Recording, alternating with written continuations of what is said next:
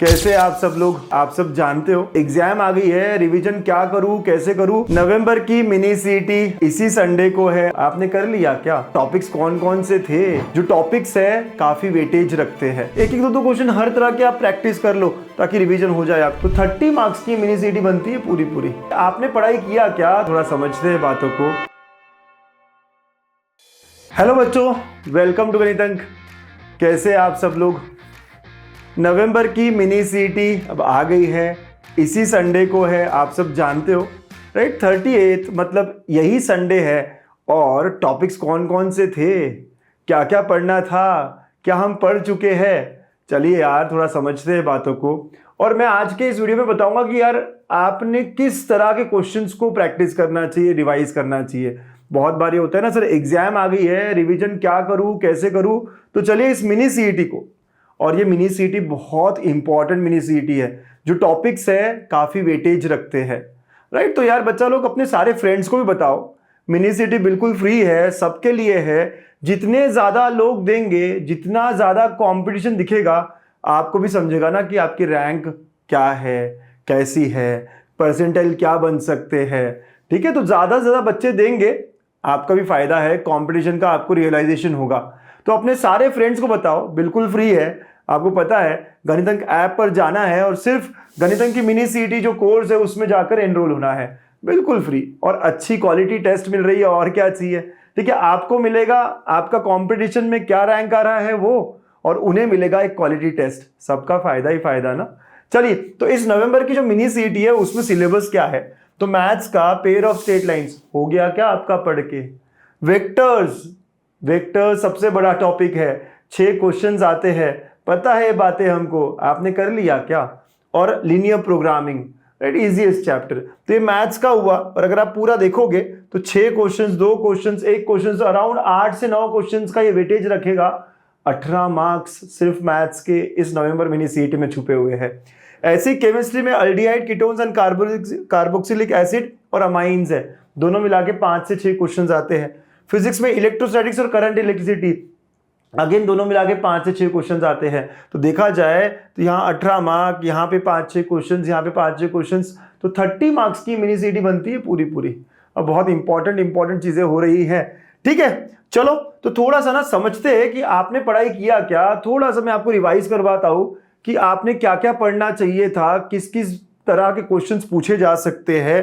ठीक है, और अगर आप प्रिपेयर कर रहे हो तो ये सब कर लिया है क्या? सबसे पहले बात करता हूं वेक्टर्स की।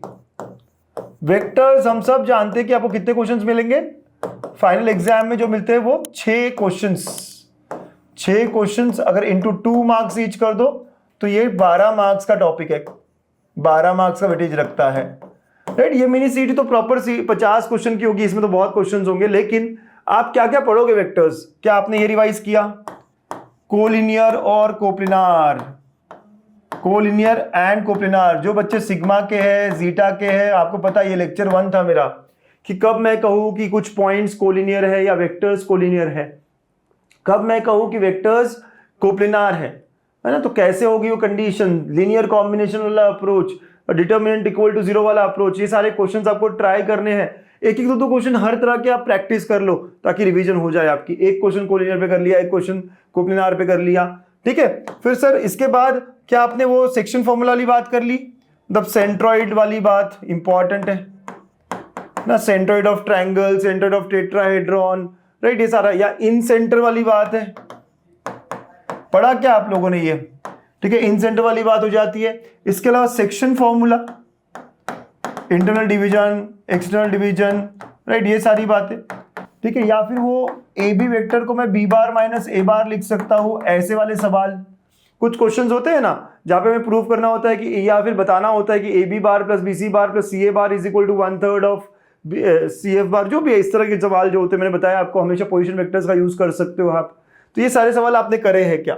ठीक है, फिर सबसे ज्यादा सवाल जो पूछे जाएंगे आपको वो ये टॉपिक्स है, ये दोनों topics, scalar product of 2 vectors है ना, scalar product of 2 vectors and vector product of 2 vectors, vector product of 2 vectors, या ऑफ 2 वेक्टर्स की बात हो रही है अभी तक है ना, of 2 vectors. Of two vectors. इसमें क्या क्या पूछा जाएगा आपको ध्यान है, इसमें क्या क्या पूछा जाएगा?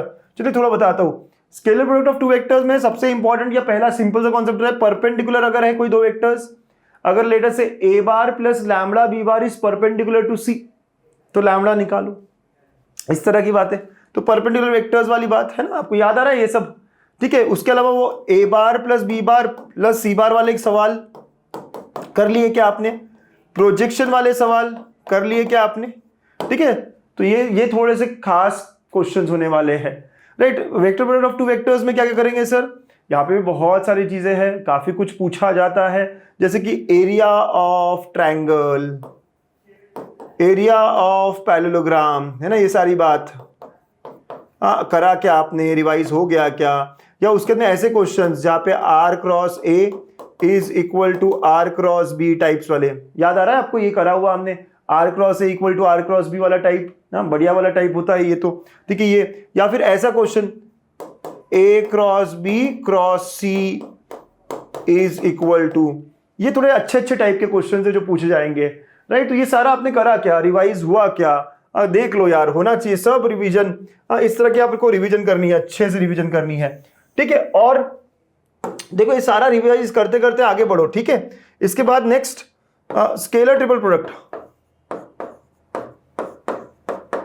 स्केलर ट्रिपल प्रोडक्ट की बात जब करें तो यहां पे हमें volume of tetrahedron, volume of parallel, वो सारा सब पैरेललोपाइड, वॉल्यूम ऑफ टेट्राहेड्रॉन हो गया, वॉल्यूम ऑफ पैरेललोपाइड हो गया, ये क्वेश्चंस काफी मस्त है, ठीक है। स्केलर प्रोडक्ट की बात हो गई। या फिर वो वाले क्वेश्चंस जैसे box of a bar plus b bar plus c bar, a bar minus b bar minus c bar, ये क्या होगा वगैरह वगैरह, राइट। इस तरह के क्वेश्चंस हो गए, ठीक है। ये काफी ज्यादा पूछे जाते हैं। एंड लास्टली ये सब होने के बाद में एक आखिरी चीज अगर आपने नहीं की हो तो कर लेना, वो है वेक्टर ट्रिपल प्रोडक्ट। यहां लिख देता हूं, ठीक है। वेक्टर ट्रिपल प्रोडक्ट है तो एक ही फॉर्मूला पर है, हाँ यस, वेक्टर ट्रिपल प्रोडक्ट, यहां पे भी क्वेश्चन आएंगे। तो this is all that we have to study. इतना सब अगर आपने पढ़ा तब जाके मैं कह सकता हूं कि वेक्टर्स मेरा अच्छे से हो गया है। ये सब रिवाइज करना है बच्चा लोग हमको, इतना सब नहीं किया हो तो कर लो, है ना, इंपॉर्टेंट है। स्क्रीनशॉट ले लो, ये वाली पीडीएफ भी मैं आपसे अपने व्हाट्सएप चैनल पे शेयर कर दूंगा, क्या क्या पढ़ना है क्या क्या नहीं पढ़ना है। अगर आपने नहीं पढ़ा हो तो इतने टॉपिक्स तो पक्के पढ़ लेना, क्योंकि इन सब पे मैं सवाल देने वाला हूं इस मिनी सीईटी में। अच्छा स्कोर करना है ना, बढ़िया बढ़िया सवाल, कुछ नए नए क्वेश्चंस आपको दिखेंगे, ठीक है।